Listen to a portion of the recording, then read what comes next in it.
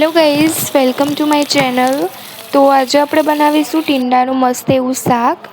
તો એના માટે અહીંયા આપણે ટીંડાને આવા લાંબા એવા સમારીને ધોઈ દીધા છે.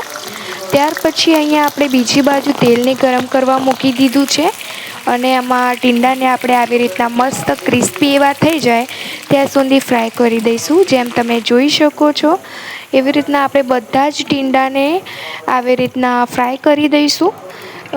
આમ તો ટીંડાનું શાક આપણા ઘરમાં વાત કરીએ ને કે ભાઈ ટીંડાનું શાક બનવાનું છે એટલે બધાના મોઢે ભાઈ ના બસ ટીંડાનું શાક એ તો કંઈ ખાવાનું હોય આ તે, પણ એ જ ટીંડાનું આજે હું જે રેસીપી તમને આપું છું એ ટીંડાનું શાક તમે ઘરે બનાવશો તો કોઈ એમ નહીં કે ભાઈ આ ટીંડાનું શાક છે કે આમને નથી ભાવતું, બરાબર છે.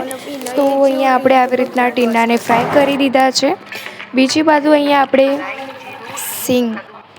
આપણે સિંગને ધોઈ અને આવી રીતના બાફી લઈશું અને બાફ્યા પછી સિંગને પણ આપણે આવી રીતના ફ્રાય કરી લઈશું કે સારી એવી પોચી ને સારી એવી સોફ્ટ થઈ જાય એ રીતના, અને આપણે ફ્રાય કરી દઈશું. હા, આપણે ટીંડાની અંદર આપણે સિંગ એડ કરવાની છે, આ આપણો એક ટ્વિસ્ટ છે.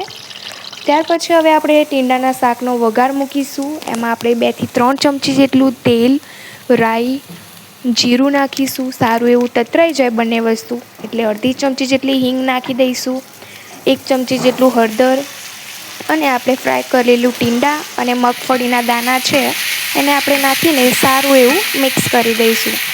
બંનેને સારું એવું મિક્સ કરીને સારું એવું શેકાવા દઈશું.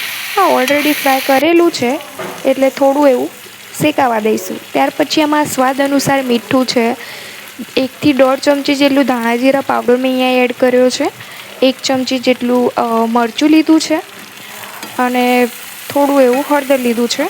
બધા એવા મસાલાને સારા એવા મિક્સ કરી દઈશું. ત્યાર પછી આપણે ઉપરથી થોડો આમચૂર પાવડર, થોડો ટેસ્ટ માટે થોડી એવી સાકર લઈશું અથવા તો ખાંડ લઈશું અને સારું એવું મિક્સ કરી દઈશું, જેમ તમે જોઈ શકો છો.